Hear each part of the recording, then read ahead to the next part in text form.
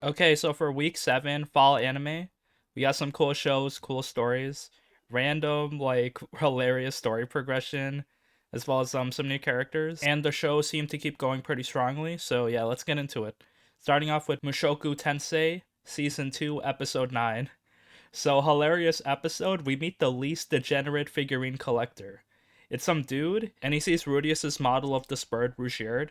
So yeah, Rudius was like making figurines as like a kind of side hobby on his adventures.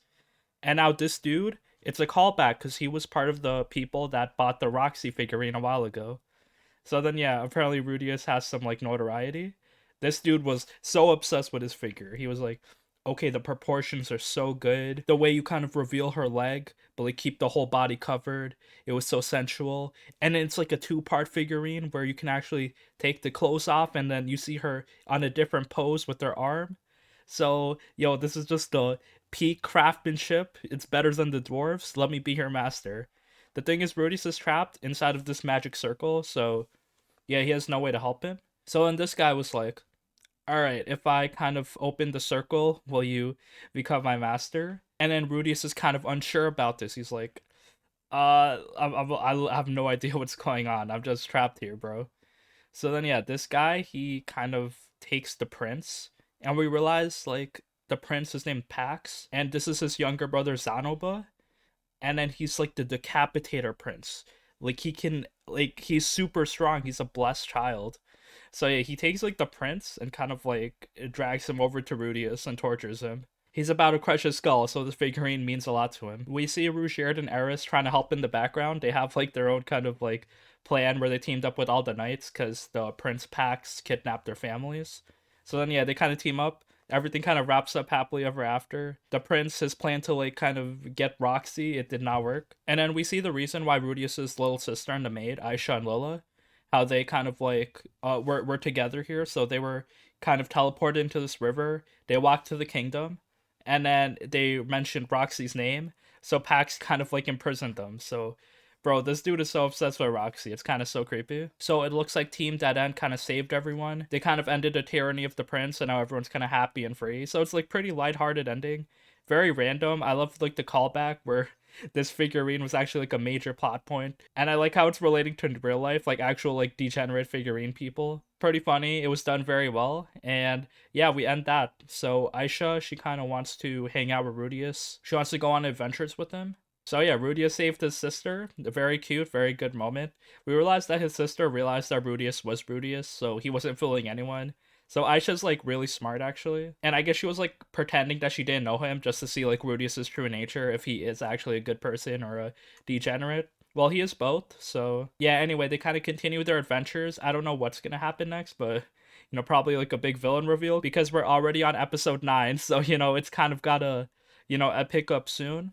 Although at the end we see the two princes, Pax and Zenoba, get expelled. So yeah, that kind of sucks. I was hoping Rudius like maybe helps Zenoba a little bit, maybe gives him some more figurines because it's like this dude is the executioner prince. He's super strong. Like it'd be good to have him on your side, but yeah, they're both expelled, so I wonder what's gonna happen to them. Maybe they'll play a part in the story like years later, but yeah, overall, yeah, pretty funny, pretty chill episode. It kind of ended in a spot that I didn't expect, so I expected kind of like a goofy finale, but this one was kind of like, damn. Okay, so for Takt Op Destiny episode 8, we continue the episode with Takt and Destiny fighting Schindler and Hell. We realized that last episode, Hell had the power to summon other D2s to just attack whatever area Schindler targets. That's her power. So these dudes are just like low key killing the people as like some sort of population control. So he's super evil, and they're about to kill Destiny and Tact. So then they start fighting, but they're obviously a lot weaker, a lot more tired. So yeah, we see that Destiny's kind of outmatched, and we also see that Tact, he has like some powers of his own. So yeah, he can actually like fight people. He's like kind of strong. So he rushes Schindler, but then Hell attacks him. She slices his chest a little bit, and then yeah, he gets super injured. So then yeah, they start to run away. We see that they it starts raining, and then they just like hide in a forest while Hell is chasing them. But then yeah, they kind of retreat. So yeah, they hide in some underground cave for now. Destiny's trying to seal up Tack's wound, and then yeah, it looks pretty bad for them. We also see that Lenny and Titan are like coming through too. So in the next day, they get hunted again by Hell. Destiny shows up by herself. She gets kind of choked out by Hell, and then Tak comes to like save her. Destiny's like, "Come on, bro, you're injured. Chill." And then Lenny and Titan go to rescue them. So yeah, Titan's fighting Hell, pretty cute. And then Lenny is talking to Schindler. He's like, "Yo, come on, bro. You can't be doing this." And then it's like, oh, he kind of already knew like Schindler was super evil. But yeah, this isn't even like a serious fight because after that, Heaven comes in. She basically fires Schindler. She's like, "All right, you're not part of Symphonia anymore. Get out of here. We don't need you." So he doesn't get killed, arrested, or anything. He just like gets fired. So then Hell immediately like stops being his music art, and she's like, "All right, bitch, I'm out of here." So it looks like Hell. She's like really cool because she only cares about whoever's stronger. So she only follows strong people. And then the fact that Schindler got fired, she's like, "Okay, I'm by myself now." So yeah, Hell hangs out with Heaven now. Heaven's like this long black haired, cool, cute music art. She seems pretty monotonous and to the point and kind of serious. So yeah, like I bet she's super strong. She doesn't show off her power yet. But yeah, we finally see Heaven. The thing is, they fired Schindler, but we realized that Symphonia, they're still using Hell's power. So they don't admit any wrongdoing, but we can kind of tell that, yeah, they're summoning D2s on purpose for some reason. So yeah, Hell just got a lot more mysterious. We meet Heaven. Takt and Destiny kind of have a stronger bond together, and yeah, I guess we kind of settle that. It was like very weird how like, oh, okay, Schindler was the villain, but now he's out of here. He's insignificant now, and yeah, I guess like the actual company is evil. So I wonder where the story goes from here, but yeah, pretty interesting. I guess Hell needs a new maestro, so yeah, whoever's stronger can control her. And yeah, we also see that Destiny, the people, Anna and Tak, they actually call her Destiny now. So yeah, they realized that they've been calling her Koseto. They weren't really acknowledging her own personality, but now they start calling her Destiny. They all kind of acknowledge each other. They're actual friends now, and now they're moving forward. So Tact, I guess he like kind of left the past behind, and now he can look forward to create his music. So yeah, a lot of symbolism, a lot of cool fight scenes, but yeah, the story is still very random. I don't really know if I like or hate the story so far, but I'm curious to see what other things they'll have for us next time. Okay, so from Mieruko-chan episode 9, Miko is still suffering, so the suffering continues, but at least we get to hang out with our friends. So yeah, Miko and Hana and everyone in the classroom, they all see their new teacher Zen, who's like super evil. We don't know what, like he's a human, but he has like spirits like just surrounding him. So yeah, he's really bad news. The anime does a good job like not really explaining things, not giving you the whole story. So you gotta kind of like figure things out and fill in the gaps yourself. So yeah, we don't know like what Zen does, but there's like something evil about him that attracts spirits. So yeah, Miko, it's like hard for her to focus in class because like there's a spirits climbing around on the outside walls. Just like he has some shady aura around him. So yeah, it's pretty bad. Miko kind of hides in the bathroom from him, and then she sees there's like this ghost coming out of the toilet, and then she kind of reacted, but then she kind of plays it off like, oh yeah, there's toilet paper here. So yeah, Miko really got to learn how to like kind of play things off when she like makes a fake reaction. So then yeah, she goes to the next stall, and then it's Yuria in there. She's eating lunch by herself in the bathroom. Poor girl. So yeah, I guess this is like kind of a cool story progression where we see Miko and Yuria becoming friends now. So yeah, she's a lonely girl eating lunch by herself, but now they actually like become fast friends. Hana's there too, and then yeah, they kind of share their desserts. And Yuria is like slowly becoming part of the squad. She kind of still like gets a lot of misunderstandings from Miko, but yeah, that's par for the course. We see Yuria, she has the gift of sight, but she still wants to get stronger, so yeah, that's there. It's kind of like unknown that these people have the gift of sight, but that's all they have. They don't really have the power to fight back, besides like talking or just like being ignoring them. So yeah, I wonder if they'll actually have powers to exercise these spirits anytime soon. Anyway, we end the episode with the haunted house scene because you get like 20 free donuts if you finish the whole haunted house. So yeah, they have to go through. The thing is, like, they're actually real people in costumes chasing them, which is not scary to Miko at all because she can actually react to them now. So yeah, all the kind of emotional energy she was storing inside of her, like she couldn't like react or show emotion to anything in her environment. Now she can just like yell, scream, let that all out. She's like smiling while running. She's like, ah ha ha, don't eat me, don't attack me. Yuri's kind of freaked out that Miko's like enjoying this, but yeah, it's funny. We see Hana like kind of like hugging Yuria and like suffocating her in her titties while running away, so that was also pretty funny. And yeah, they all reach the end of the haunted house eventually. where they get their stamp. The thing is, there's like a dude, so he's an actual real spirit with a big head, and Miko kind of acknowledges him. So then, yeah, she kind of plays it off, but like he starts chasing them as well. The thing is, he's chasing them with a group of everyone else, so all the humans, and he's in the back. So then Miko does something kind of cool. She's like, "Leave me alone," and then the ghost just freezes. He doesn't like. He's like, "Damn, Miko yelled at me." Oh, so it's kind of like curious. Like we see like, oh, maybe you can actually interact with these ghosts a little bit if you kind of yell at them.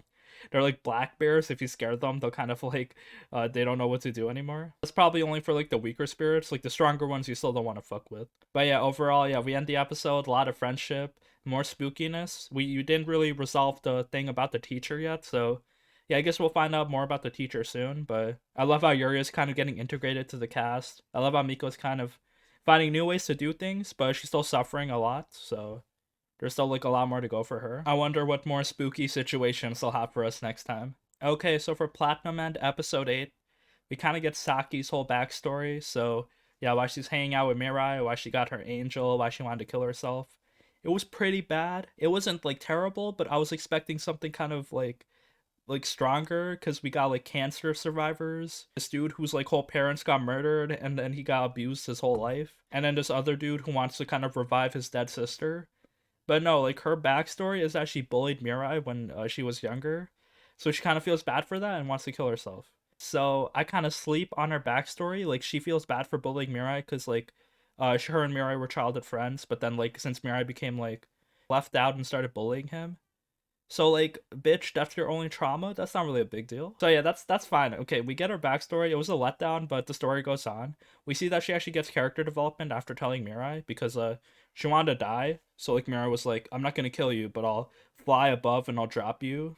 And then, oh, it's up to you if you want to kill yourself or not. So yeah, she realizes that she doesn't want to die. She's kind of honest with herself. She wants to live. So Saki is part of the main cast now. So her, Mukaido, and Mirai, they seem to be like, we'll follow them around.